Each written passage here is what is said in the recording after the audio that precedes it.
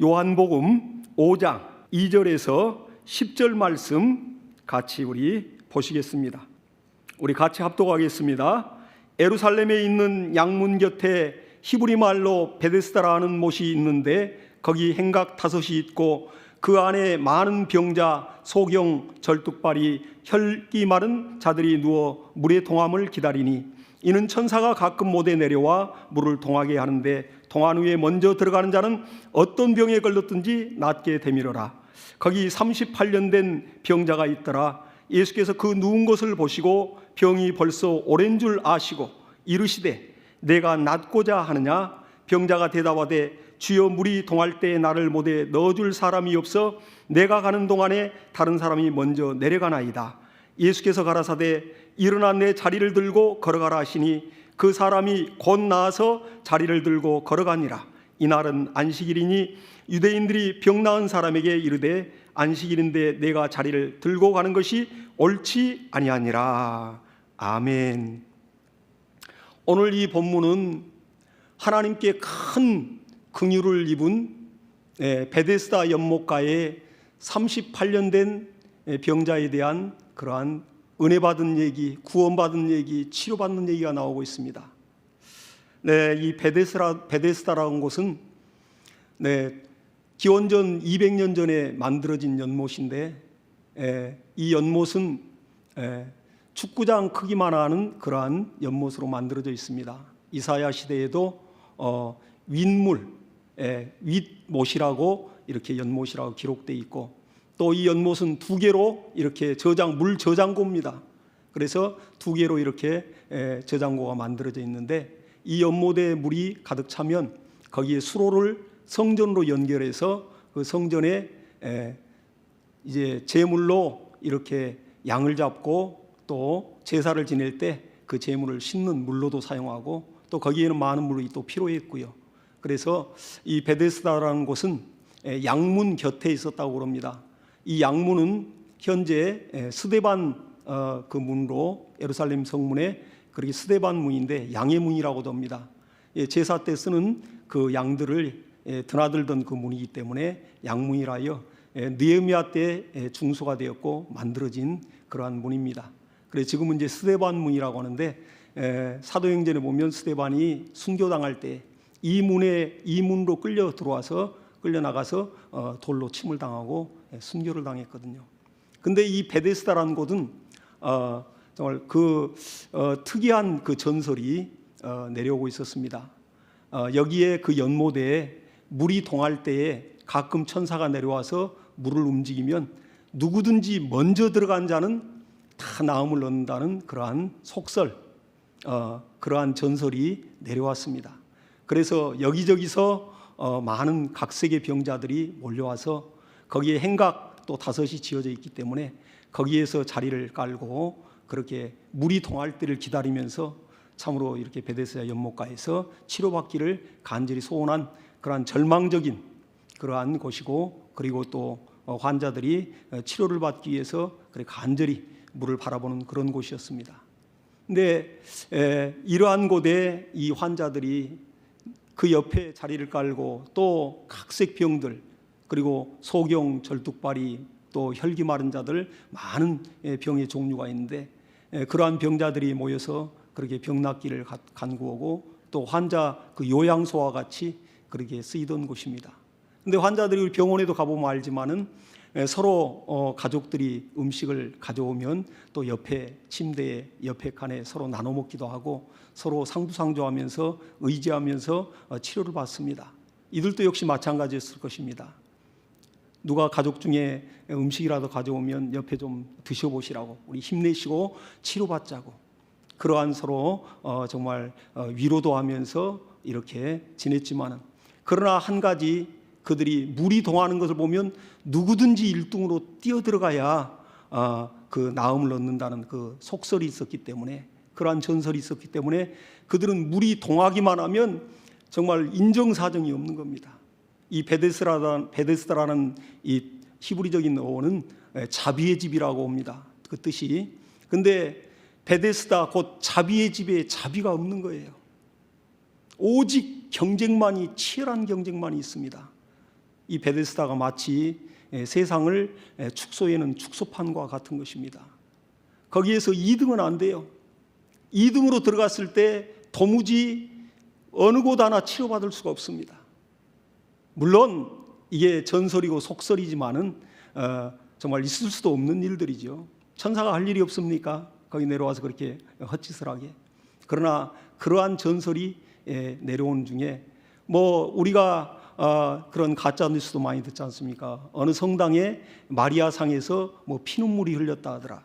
뭐 이런 얘기들, 정말 그런 속설들을 그런 믿지 못할 속설들, 실현 불가능한 일들이 그렇게 속설로 내려왔기 때문에 그들은 그걸 기다린다고요. 오로지. 그리고 가사는 다 탕진하고 오로지 이제 그거 하나 보고 있는 것입니다. 그 많은 병자들이.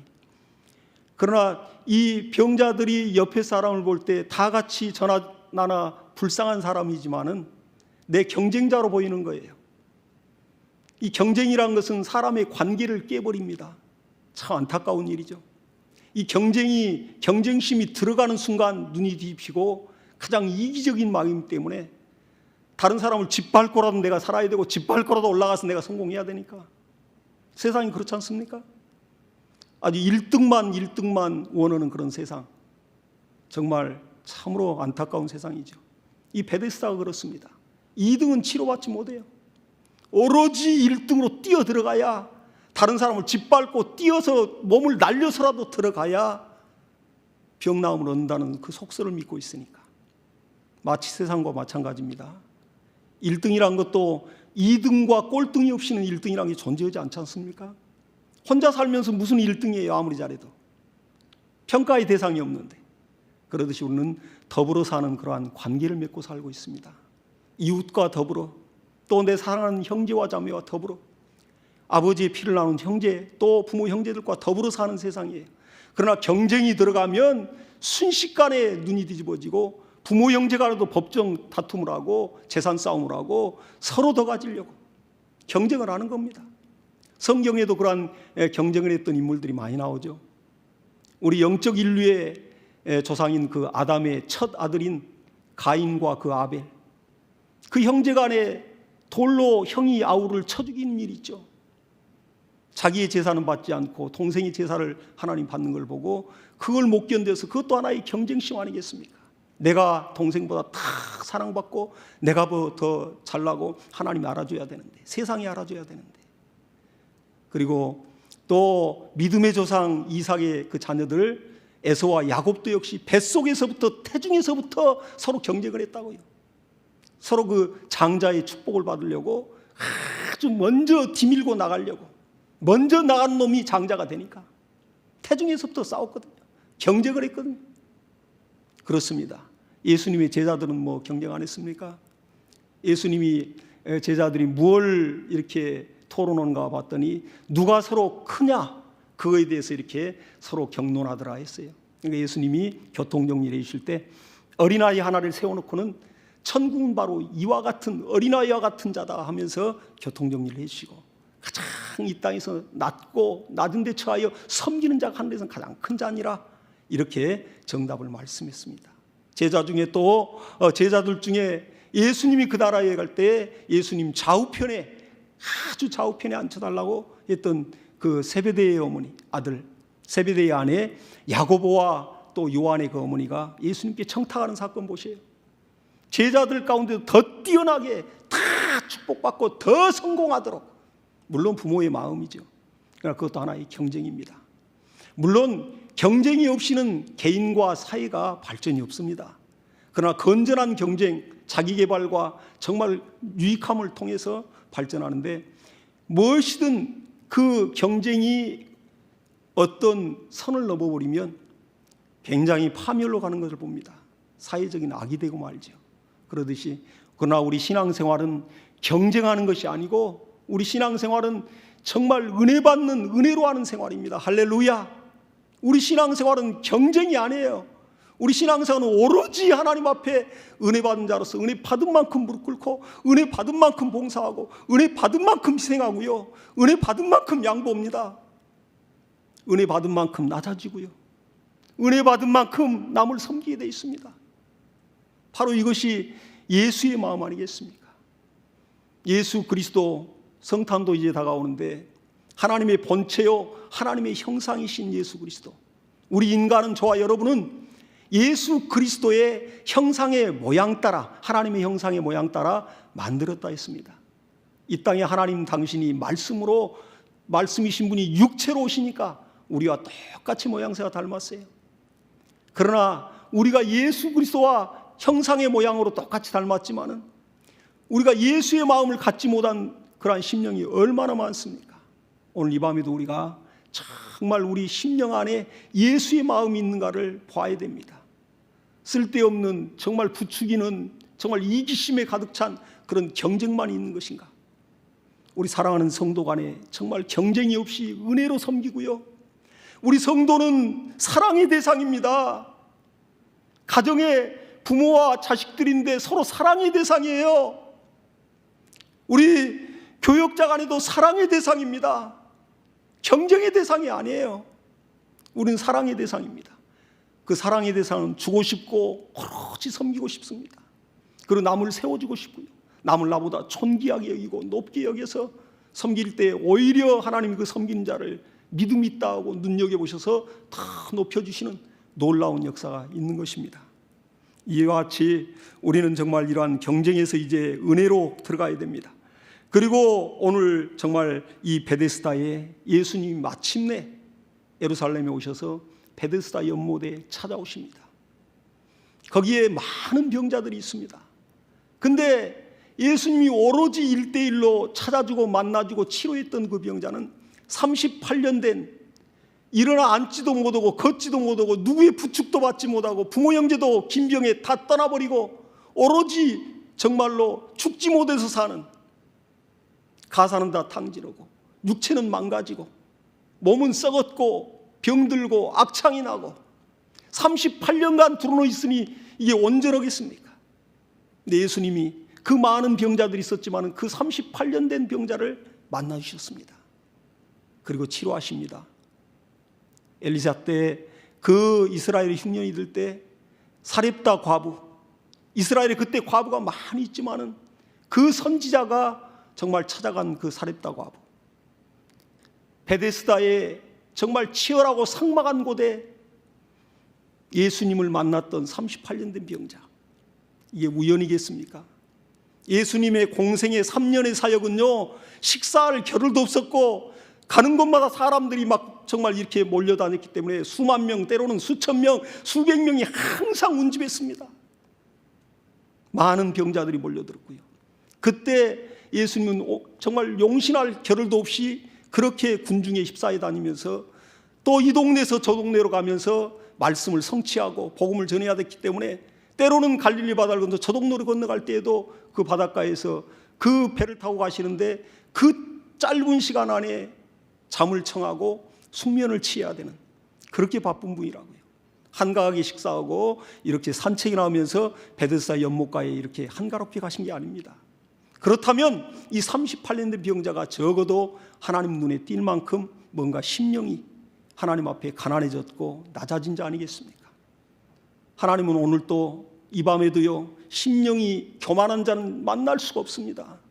낮아지고 낮아진 자, 그 낮아진 자를, 심령이 가난한 자는 복이 있나니 천국이죠 이것이며, 그러한 사람을 이 밤에도 만나주시는 것입니다. 이렇게 예수 그리스도 오셔서 이제 그 38년 된 병자가 벌써 병이 오랜 줄 아시되 그 누운 것을 예수님이 직접 보시고, 그리고 병이 벌써 오랜 줄 아시고 오래된지 아시고, 여기서 여러분 우리가 주목해야 될 이 단어가 있습니다. 보시고와 아시고라는 단어가 있습니다. 예수 그리스도 정말 그 사역 가운데 또 성경 안에 하나님의 역사를 봤던 그런 사건마다 이 보시고 아시고가 있어요. 하나님 당신이 이 땅에 사람으로 오셔서 그가 바로 창조자입니다. 모든 만물이 아들로 인하여 창조되었다고 말하고 있습니다. 만물의 시름소리까지도 드시고 만드신 이가 아시는 겁니다. 그리고 그 속사정을 보시고 또 아시고, 그러한 사건이 많이 나오죠. 이제 성전에서 헌금할 때 그 과부의 두렙돈에 관한 사건이 나옵니다. 이 과부가 정말 이 두렙돈을 하나님 앞에 드리는데 예수님이 성전에서 헌금한 것을 옆에서 보시고 있다가 또 부자도 와서 헌금도 하고 많은 사람이 헌금을 했습니다. 그리고는 예수님이 묻습니다. 이 헌금한 사람 중에 누가 과연 제일 많이 헌금을 했느냐? 그러면서 바로 이 과부가 두렙돈을 헌금했지만 이 사람은 자기 생활의 전부를 넣었느니라.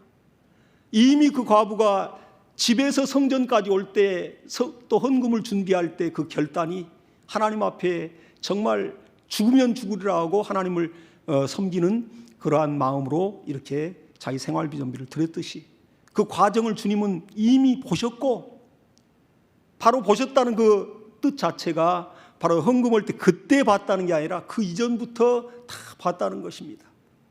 오늘 38년 된 병자도 마찬가지입니다. 그 전부터 예수님은 다 보시고, 이러한 사건들이 많이 나오죠.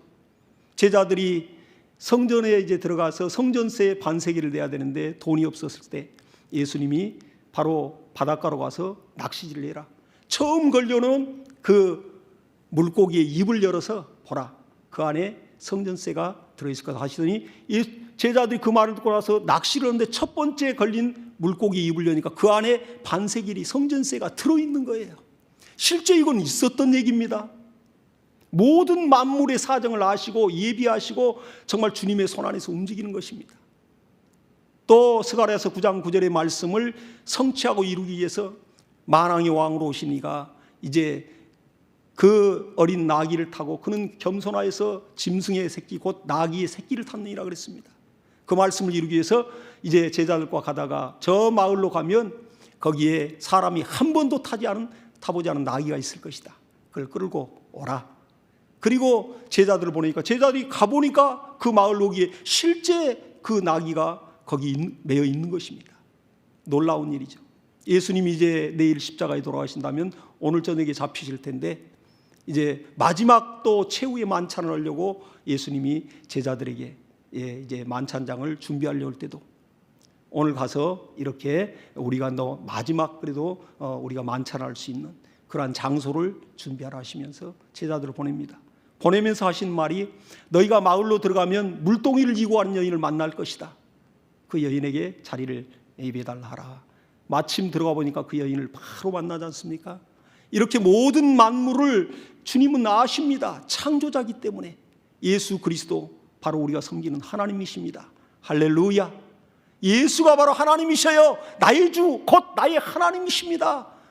도마가 이렇게 예수의 창자국 못자국을 부활하신 주님의 창자국 못자국에 손을 넣어보고 그가 그렇게 무릎을 꿇고 그렇게 절규하듯이 고백했듯이 우리의 주님이시며 우리 하나님이십니다. 그 예수 그리스도 저와 여러분의 말 그 사정을 다 아십니다. 그래서 우리가 오늘 이 밤에도 정말 우리가 주님 정말 내 사정 아시지요? 우리 모든 사정 아시지요? 그렇게 주님 앞에 진실로 고백해야 됩니다. 그때 주님께서는 내가 안다. 내가 하나님이기 때문에 하나님의 속성은 전지하심과 전능한 속성이 있기 때문에 만물을 알듯이 어찌 하나님의 형상 따로만 하나님의 자식의 하나님의 자녀들의 마음을 모르겠습니까? 주님이 내가 다 안다. 다 안다. 다 안다. 바로 이 음성이 성령이 저와 여러분에게 하신 음성으로 듣기를 예수 이름으로 축원합니다. 그럼 새 힘이 날 겁니다. 정말 진실로 부르짖고 하나님께 사정을 아뢰일 것입니다. 그리고 마침내는 38년 된 병자가 치료함을 받듯이 문제가 해결되는 놀라운 역사를 보게 될 것입니다. 히브리서 4장 13절에도 지으신 것이 그 앞에 나타나지 않음이 없고 오직 만물이 우리를 상관하신 자의 눈앞에 벌거벗은 것 같이 드러나느니라 이렇게 말씀하고 있습니다. 예수님께서 이제 병자를 만났습니다. 만나시고는 첫 마디가 내가 낫고자 하느냐. 이게 정말 말이라고 할 수 있는 말이겠습니까? 38년 된 병자 앞에 내가 낫고 싶냐? 이게 말입니까 이게? 그러나 주님은 우리의 의지를 초월치 않습니다. 그 병자에게 정말로 그 마음을 다시 한번 확인하는 겁니다. 그런데 이 병자는 절망에 정말 버림당하고 이제 남은 건 썩은 육체 하나밖에 없는데 숨만 깔딱깔딱 쉬고 있는데 이가 참으로 주님 앞에 하는 말은 오로지 그는 아직까지도 예수를 바라보지 못하고 저기 베데스다 연못이 물이 동하는 것을 그것에 관심이 있어요. 거기에서 나올 수도 없거니와 역사도 없거니와 그러한 속설과 그런 전설을 믿고 헛된 것에 마음을 쏟고 있습니다. 물이 동할 때 나를 정말 부축해서 데려가 줄 사람이 없어 내가 지금 이렇게 있습니다. 그러니까 주님을 자기를 부축해서 물로 인도할 그 정도의 사람으로 보고 있는 것이죠. 근데 주님의 답변은 달랐습니다. 내가 낫고자 하느냐. 그리고 주님이 정말 그 병자에게 일어나 내 자리를 들고 걸어가라. 한 문장이지만 세 개의 명령어가 이 안에 들어있는 겁니다. 일어나라! 우리 사랑하는 성도 여러분, 정말로 여러 가지 환경적으로 위축된 곳에서 일어나야 됩니다. 이 밤에 심령이 깨어야 됩니다. 그리고 정말 그 절망과 낙심과 불신앙과 원망과 불평과 서로 타댔던 그런 정말 고름이 피고름이 묻어있는 더럽고 지저분한 자리를 깔아 정말 다 걷어차고 개서 짊어지고 일어나서 마침내는 걸으라는 겁니다. 오늘 이 세 가지의 명령이 저와 여러분에게 주님이 명령하고 있습니다. 이렇게 그 명령을 받들어서 참으로 이 병자는 일어나 걸었습니다. 우리는 저와 여러분은 정말 이 38년 된 병자와 같이 참으로 은혜 받은 자들이요 또 하나님의 불쌍히 여김, 긍휼히 여김을 받은 자들입니다. 그렇기 때문에 우리가 서로를 용서하고 서로를 사랑할 때 비로소 예수의 마음을 내가 드러내고 실천할 때 하나님은 역사하게 되어 있습니다. 우리 옛말에 이런 말이 있죠. 은혜는 흐르는 강물에 새기고 원수는 돌에 새긴다는 말이 있습니다. 이건 여러 가지 배은망덕한 그러한 세태를 정말 일컬어서 하는 그러한 말들입니다. 정말 원수에 관해서는 특히 우리나라 사람 더 그러죠. 원수에 관해서는 내 눈에 흙이 들어가기 전에는 내가 용서하지 않으리라. 그러나 내가 은혜 받고 내가 도움 얻고 나를 곤란 가운데서 도와줬던 사람들에서 도와주신 하나님에 대해서는 그 은혜를 화장실 들어갈 때 나올 때가 다르듯이 흐르는 강물에 새긴다는 겁니다. 이래서는 안 될 겁니다. 그리고 우리가 정말 서로를 불쌍히 여기고 긍휼히 여겨야 되는 것은 우리 조선시대 때 보면 양반 이 사대부들은 그때 당시 여러 처첩들을 두었습니다. 그것이 권세 있는 자들의 어떤 정말 그러한 자부심과 같이 처첩들이 많이 있었습니다. 물론 거기서 파생된 여러 가지 자녀들로 인해서 사회적인 문제들도 많이 있었지만 그 시대에는 그랬어요. 그런데 조강지처가 있고 처음 얻은 본부인이 있고 거기다가 이제 또 여기저기서 첩들을 얻어가지고 그렇게 자기 권력도 과시하고 자기의 재력도 과시하고 그랬습니다. 천하 그 첩들이 없는 사람은 참 정말 그렇게 무시당할 정도로. 그러나 나중에 보면 이 조광지처는 이제 첩들이 들어오니까 이제 남편의 사랑을 나눠줘야 되고 포기합니다. 그러면서 그 첩들을 정말 동서해가면서 서로 사이좋게 해서 가정의 평화를 굉장히 이렇게 중요시하죠. 그러나 신기하게 가정의 다툼과 또 시기와 질투와 암투는 어디서 벌어지냐면 그 첩들 사이에서 벌어진다고요. 사실 본부인도 아닌데 근데 그 첩들 사이에서 첩이 첩고를 보지 못한다는 말을 옛말에 이렇게 있습니다. 그건 경험에서 나온 것이고 시대적인 상황에서 나온 것이죠. 맞습니다. 죄인들이 본질상 친노의 자식이었던 죄인들이 죄인 꼴을 못 보는 겁니다. 얼마나 두려운 일입니까 이게.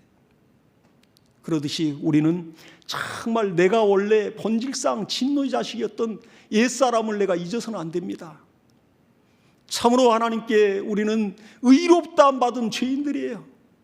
서로를 사랑하고 그리스도의 마음으로 행한 자만 하나님 앞에 칭찬과 상급이 있게 될 것입니다. 우리 서로 사랑하십시다. 서로 눈물로 정말 축복하고 진실로 그리스도의 마음을 행하십시다. 그때 내 심령에도 내 인생에도 내 신앙에도 참 행복과 진정한 자유와 부요함이 넘치는 것입니다. 할렐루야. 이렇게 우리는 하나님의 긍휼을 받은 자들이요 또 하나님의 체휼하심을 받은 자들입니다. 히브리서 4장 15절 보니까 우리에게 있는 대제사장은 우리의 연약함을 체휼하시는 분이시라 이렇게 말하고 있습니다. 체휼이란 무엇일까요? 내가 몸으로 체험하고 체득하고 그 상대를 내가 긍휼히 여기고 불쌍히 여기고 사랑하는 겁니다. 예수님이 가난을 체험했어요. 마우카에 태어나서 나사렛 그 정말로 그 촌 동네에서 가난한 곳에서 성장하고 자라면서 또 소년 가장으로서 정말 어머니와 또 동생들 돌봤습니다. 참으로 정말 사람들도 걸떠보지 않는 그런 슬렘과 같이 할렘과 같이 그런 곳에서 가난을 겪은 겁니다. 많은 사람들의 질병을 위해서 또 채찍에 맞았습니다. 그리고 대역죄인과 같은 그런 정말 누명을 뒤집어 쓰고 그 시대에 가장 저주받은 자가 가장 천인공노할 자가 정말 짊어져야 되는 그러한 십자가의 형틀에 비참하게 처참하게 침뱉음 당하면서 사람들이 머리를 설레설레 가족들도 친구들까지도 머리를 저어버릴 정도로 그러한 버림을 당하는 그런 모든 것을 우리 인생이 겪어야 할 것을 다 겪고 그리고는 우리를 위해서 정말 우리를 보실 때 긍휼히 여기시고 체휼하심이 있는 것입니다. 그래서 하나님의 이 체휼은 몸과 마음으로 다른 사람이 그 고통을 내가 피 흘리기까지 내가 느끼면서 사랑하는 것입니다. 그게 하나님의 체휼이요 또 그 체휼은 예수 그리스도의 참 사랑입니다. 이와 같이 우리의 죄악에 대해서도 우리 연약함에 대해서도 유혹과 시험과 또 환난과 또 시련에 대해서도 부와 명예와 우리의 욕망과 욕심과 불신앙에 관한 그러한 연약함에 대해서도 하나님은 오늘 또 우리를 체휼하십니다.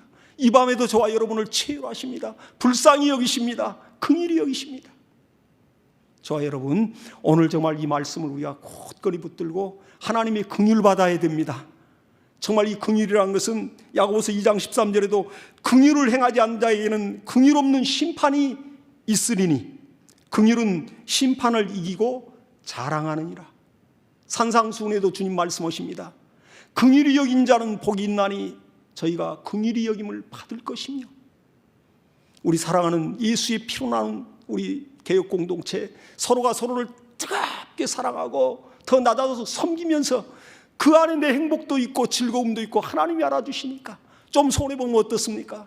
좀 양보하면 어떻습니까? 좀 내가 좀 드러나지 않으면 어떻습니까? 하나님이 알아주시는데 하나님이 더 크게 여기시는데 우리가 하나님의 믿음에 따른 보상과 하나님의 알아주심을 오늘 이 밤에 바라면서 우리가 간절히 하나님 앞에 믿음을 실천하십시다. 오늘 이 밤에 우리 기도할 때에도 참으로 우리 예수의 한번 부르고 간절히 기도할 때 하나님 나의 불신앙과 나의 어리석음과 정말 베데스다 연못가의 환자들과 같이 그 생존을 다투면서도 그들이 오로지 그 경쟁심에 남을 죽여야 남을 짓밟고 그 환부를 밟고 뛰어서 내가 들어가야 내가 살듯이 인정사정이 없는 그런 삭막한 시대 우리 교회만은 달라야겠습니다. 하나님 도와주시옵소서. 나를 사용하사 내 안에 예수의 사랑이 있고 향기가 있고 내가 실천하여 참으로 가는 곳마다 심령들이 뜨거워지고 서로 사랑하며 하나님의 인정받으며 하나님의 역사가 있도록 우리 예수 함부로 간절히 기도합니다.